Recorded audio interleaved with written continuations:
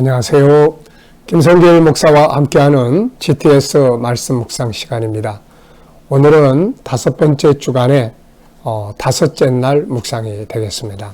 오늘 묵상의 주제는 나, 너, 그리고 환경과의 관계인데 오늘은 다른 사람과의 관계를 잘 갖는 묵상이 되겠습니다.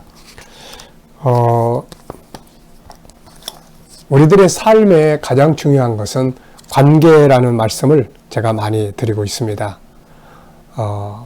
하나님이 사람을 만드실 때 혼자서 살도록 만드신 것이 아니고 관계 속에서 살도록 만들어 주신 것이죠. 그래서 우리가 세상을 살아가면서 관계를 잘 갖도록 하는 것이 참 중요한데 우리가 가져야 될 소중한 관계는 4가지죠. 하나는 하나님과의 관계, 그리고 나 자신과의 관계, 그리고 또 이제 나뿐만 아니라 그 다음에 가족이나 이웃과의 관계, 그리고 이제 만물과의 관계. 이것이 창세기 1장 27절로 31절의 창조의 질서입니다. 문제가 있다. 난 힘들다. 불행하다. 그걸 딱 이렇게 안에 들어가서 분석을 해보면 4가지 관계 중에 어떤 관계가 문제가 생긴 것이죠.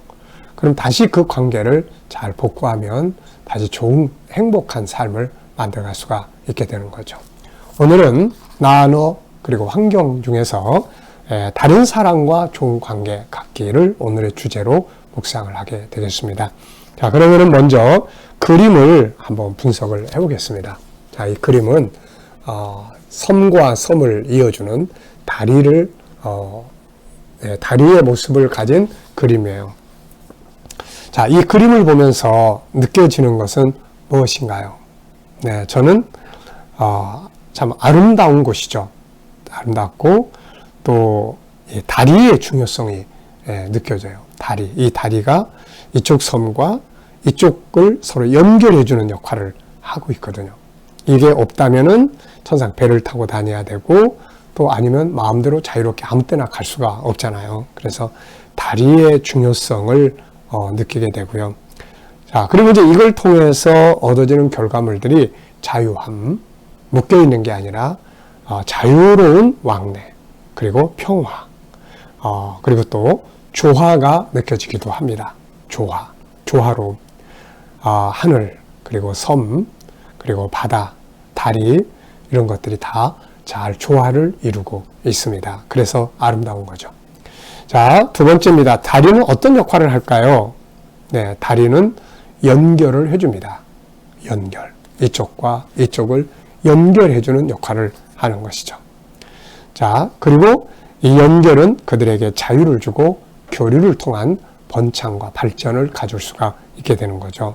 그래서 늘 이렇게 다리를 지나가고 하지만 새삼 다리가 얼마나 중요한 역할을 하는지 그걸 보여주고 있습니다.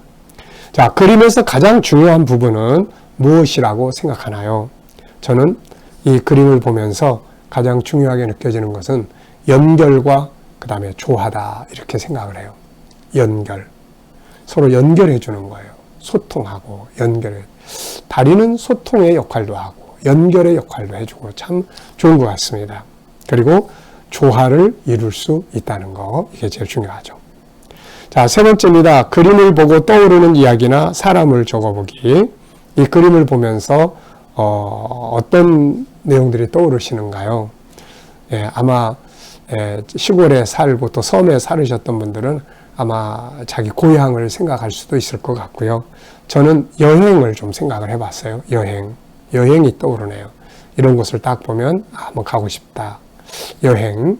그 다음에 또 하나는 다리. 그러니까 뭐가 딱 떠오르냐면은 옛날에 우리나라의 그 성수대교가 무너진 그때가 있었죠.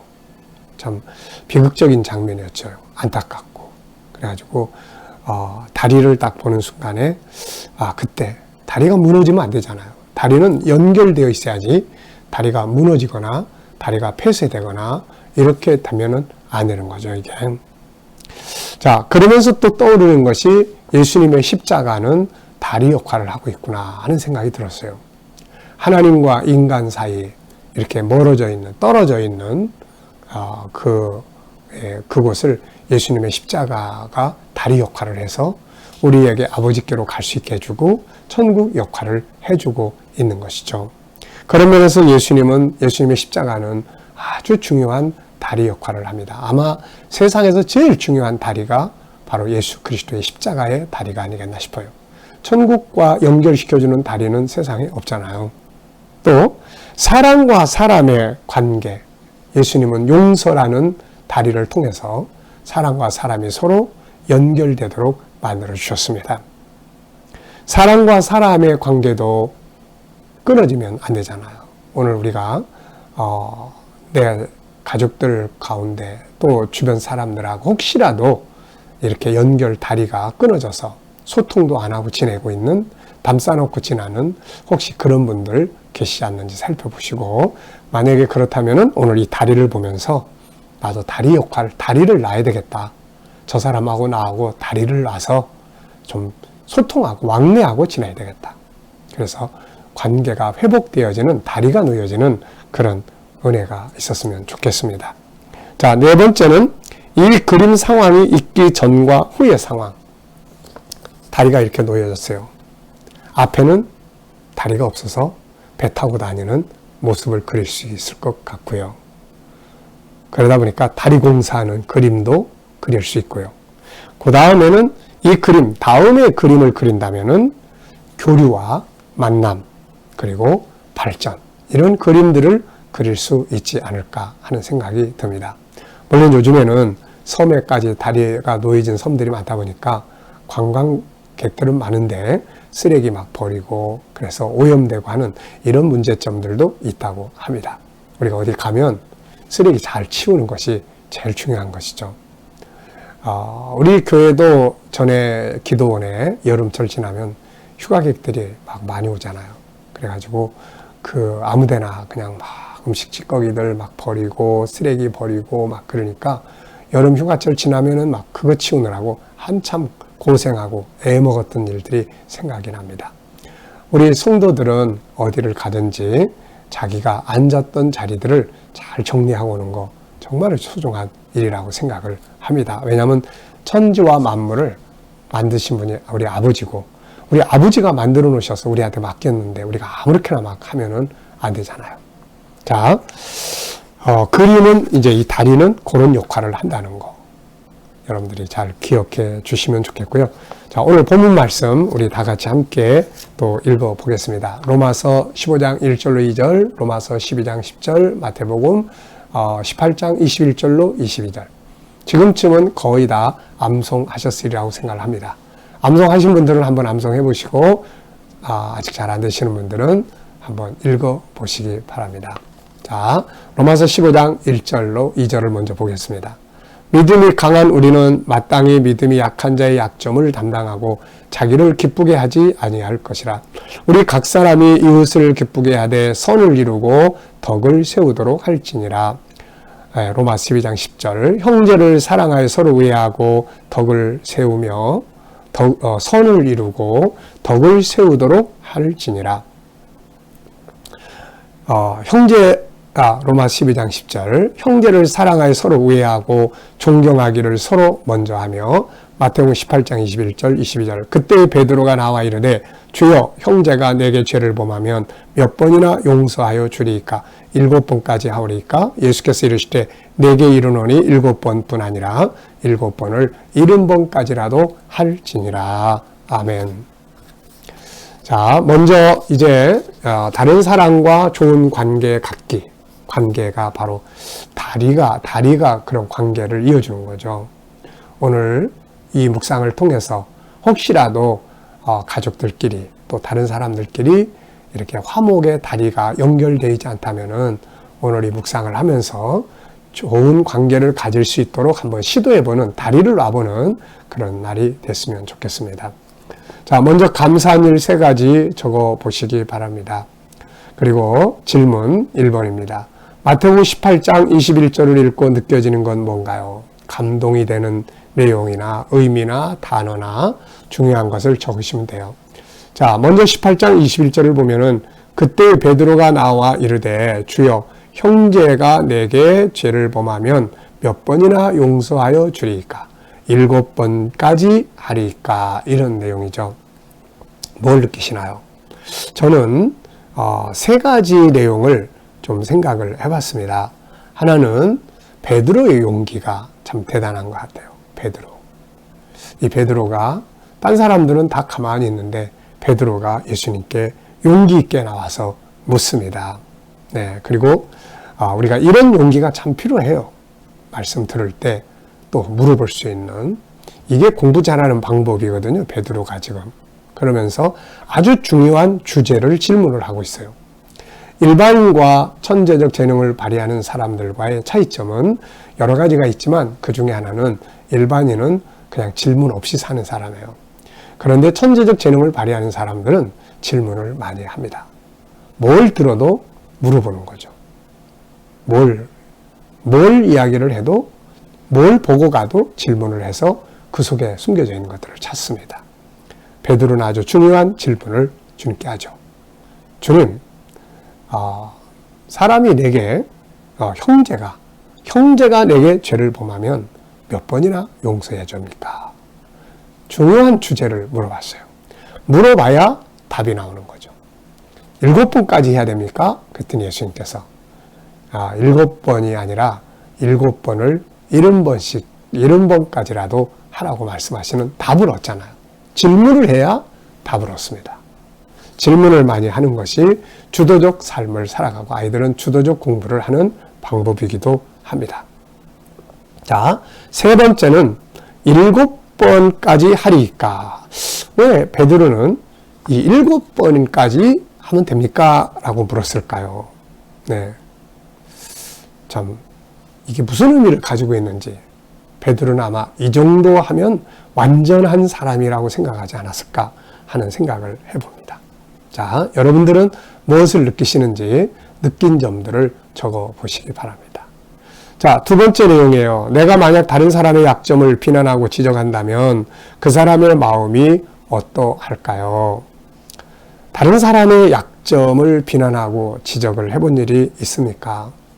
살아가다 보면은 약점들이 나타날 때가 많죠. 모든 사람은 다 장점도 있고 약점도 있는 것이죠. 그런데 약점이 드러날 때 그걸 막 지적하는 사람들 많잖아요. 그때 마음이 어떠십니까? 너무 고통스럽죠. 그리고 자꾸 약점만 지적하고 단점만 꺼내는 사람들하고는 말을 하고 싶지가 않죠. 그리고 만나고 싶지도 않습니다. 그래서 결국 관계가 깨져요. 관계가 깨지면 결국 손해보는 건 누가 손해보냐면 자기 자신이 손해를 보게 되는 거죠. 세 번째입니다. 반대로 내가 다른 사람의 약점을 담당하고 그의 하는 일이 성공하도록 돕는다면 그의 마음이 어떠할까요? 혹시라도 그런 경험이 있으십니까? 내가 약점이 나타났을 때 괜찮아, 걱정하지 마 그러면서 내 약점을 처리해주고, 내가 어떤 하는 일을 돕기 위해서 도와주려고 하셨던 분들 경험들이 있을 거예요. 저도 인생을 살아오면서 그렇게 저한테 하셨던 분들이 몇 분 계세요. 안 잊어버립니다. 덜 기억에 남죠.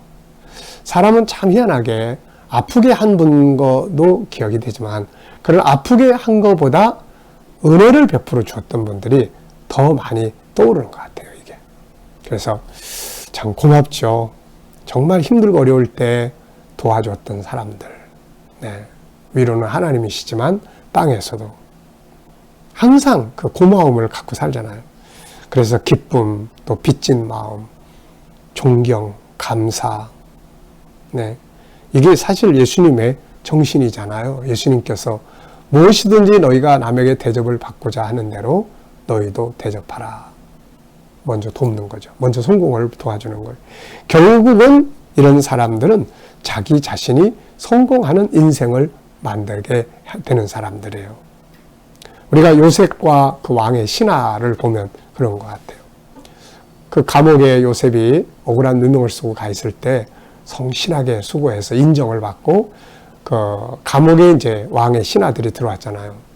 근데 그 요셉이 그 왕의 신하들을 이제 섬기는 역할을 했어요.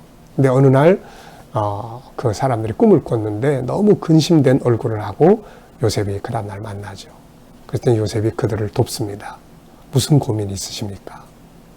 그런데 그들의 꿈을 해석을 잘 해줬더니 나중에 그 나간 신하가 왕이 꿈을 꿨을 때 요셉을 기억을 해요. 요셉을. 그래가지고 요셉을 감옥에서 불러내서 바로 총리가 되게 됐던 것이죠. 결국은 남의 약점, 남의 고민거리, 남의 성공을 돕는 사람이 결국은 나중에 자기 자신이 성공하게 되는 이런 모습을 볼 수가 있습니다. 우리 주님은 항상 그렇게 일하셨어요. 그래서 이것이 바로 예수님의 정신입니다. 약점을 담당하시고 막 지적하고 아픈 부분을 찌르는 게 아니라 담당하시고 그래서 내가 있는 거다. 그리고 이렇게 기쁘게 해주는 거죠. 필요를 채워주시고 그래서 결국 주님은 승리하시고 성공하신 분이죠. 자, 세상에서 행복하고 성공하기 위해서는 관계를 잘해야 합니다. 다른 사람과 좋은 관계를 갖기 위해 꼭 필요한 것 3가지만 적어보십시오. 네, 다른 사람과 좋은 관계를 갖기 위해서 3가지만 적어보면 오늘 이 말씀을 토대로 적으면 돼요. 그 옆에 보면은 81페이지 보시면 2가지 내용이 있습니다. 하나는 사람의 3가지 구조에 대해서 이야기를 해놨고 또 하나는 다른 사람과의 관계를 어떻게 하면 잘 가질 수 있는지에 대해서 15가지 이야기를 적었습니다. 인간을 좀 잘 알고 그 사람의 존귀함을 인정해 주는 거고 상처받지 않도록 하기 위해서 자기 내면을 강화시키고 함께 성공하는 전략. 이게 이제 상대방의 성공을 돕는 거죠. 신뢰성 쌓고 상대방의 성공 돕기, 다름을 인정하기, 비교하지 않기, 단점보다는 장점 찾아 발전시켜주기, 상대방의 마음과 아픔 치유하기, 무시와 책망보다는 칭찬과 좋은 점 찾아서 감사하기, 약한 점 담당해주기, 책임감 있게 성실하게 대하기, 지지하고 공감하며 응원하기, 업무는 냉정하게 분석하되 인격은 존중하기, 아름다운 말 사용하기. 이 속에 보면은 오늘 본문의 말씀들이 이 안에 있어요. 상대방을 기쁘게 해라. 상대방의 성공을 도와라. 약한 점을 담당해줘라. 또 존경하기를 먼저 해라. 이런 것들이 알고 보면 우리가 현실적으로는 가족들이나 다른 사람들과의 관계를 잘 갖는 것이지만 넓게 보면 인생 성공의 비결이 되기도 하는 것이죠. 자, 5번째입니다. 마태복음 18장 21절에서 질문 2개 만들어 보는 거죠. 자, 첫째, 저는 이렇게 적었습니다. 3가지를 적었는데요. 용서의 중요성이 무엇인가? 용서라는 것. 예수님은 왜 용서라는 것을 70번씩 7번, 7번을 70번씩이라도 해라 라는 말씀을 하셨을까요? 그만큼 용서라는 것은 중요한 것이기 때문에 그래요. 2번째는 베드로는 왜 7번을 기준으로 이야기를 했을까? 우리나라는 3세번이라는 말이 있죠. 너 2번까지야. 3세번. 더 이상은 용납 안 돼. 네.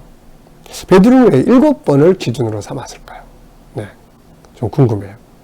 자, 3번째입니다. 나는 몇 번이나 용서를 하고 있는가? 혹시라도 누군가가 나한테 잘못해서 용서를 해야 될 일이 있다면 이 말씀을 꼭 기억하시면 좋겠습니다.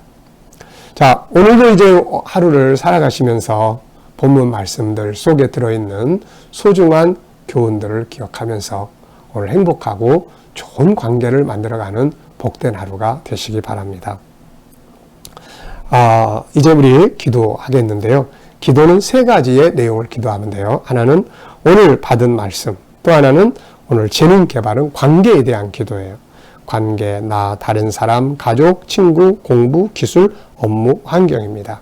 그리고 중보기도 하시면 됩니다. 오늘도 좋은 관계 잘 만드셔서 행복한 삶이 되시기 바랍니다. 자, 기도하고 마치겠습니다. 주님 감사합니다. 오늘도 묵상으로 출발합니다. 주신 말씀들 잘 기억하게 하여 주옵소서. 다른 사람들을 기쁘게 하고 약한 것을 지적하지 않고 담당해주고 또 존경하기를 서로 먼저 하며 또 잘못할 때 서로 용서할 수 있는 은혜가 풍성하게 하여 주옵소서. 주님 오늘도 또 여러 가지 재능을 위해서 기도합니다. 관계, 또 나 자신, 다른 사람, 가족들, 친구, 내가 공부하는 것들, 그리고 배우는 기술들, 또 담당하는 업무들, 주어진 환경들 늘 사랑하고 좋은 관계를 만들 수 있도록 인도해 주옵소서. 주님, 오늘도 우리 자녀들과 또 친척들, 이웃들 중에 믿지 않는 자들은 다 주께로 돌아오게 하여 주시고, 또 믿음으로 살아가는 자들, 저들의 삶의 현장마다 함께 하셔서 코로나로부터 안전하게 지켜주시고, 또 하나님, 저희가 믿음으로 일하는 직장과 사업장들마다 형통하도록 은혜 베풀어 주시고, 새로운 일터를 구하는 자들마다 좋은 일터들이 예비되게 하여 주시옵소서. 또 치료받는 성도들은 모든 질병에서 자유하게 하여 주시옵소서. 또 이 나라와 민족 지켜주시고, 이 땅에서 코로나가 속히 손을 대게 하시며, 오늘도 백신을 맞는 모든 성도들, 또 모든 국민들 안전하게 하나님 지켜주시옵소서. 지도자들에게는 지혜와 명철을 주셔서 나라를 바른 길로 이끌어가게 하시고, 오늘로 세계 곳곳에 있는 선교사님들과 저들의 사역 가운데 은혜 입혀 주시옵소서. 주님, 오늘도 이슬람권, 공산권, 또 불교권, 힌두권에서 핍박받는 교회와 성도들을 지켜주시고 끝까지 승리하게 하여 주옵소서. 예수님의 이름으로 감사하며 기도하옵나이다. 아멘.